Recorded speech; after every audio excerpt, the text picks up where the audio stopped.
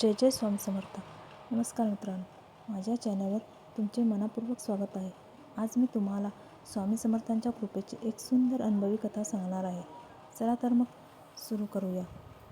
गावाच्या बाहेर राहणारा गणू काही दिवसांपासून खूप चिंतित होता. घरात आई आजारी, औषधांसाठी पैसे नाहीत आणि कामधंदाही बंद. तो मनात म्हणत होता, आता कोणाकडे जाऊ? त्या रात्री तो देवळात जाऊन बसला. थकलेला, हतबल आणि डोळे पाणावलेले, हात जोडून म्हणाला, स्वामी, तुम्हीच मार्ग दाखवा, मी तुमच्याकडे आलोय. अचानक एक साधा वृद्ध माणूस त्यांच्या समोर आला. त्याने हळूच विचारले, का रे बाळा, एवढा उदास का? गणूने त्याला आपल्या साऱ्या चिंता सांगितल्या. तो वृद्ध शांतपणे ऐकत राहिला. नंतर त्याने आपल्या छोट्याशा कापडी पिशवीतून काही नाणी काढली आणि गणूच्या हातात देत म्हणाला, हे घे बाळा, उद्यासाठी पुरेल.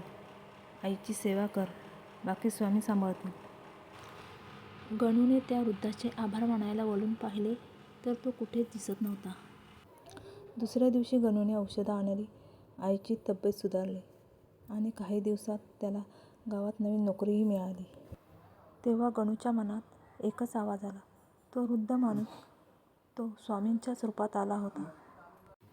आणि तेव्हापासून तो रोज म्हणू लागला, जय जय रघुवीर समर्थ, स्वामी समर्थ महाराज की जय.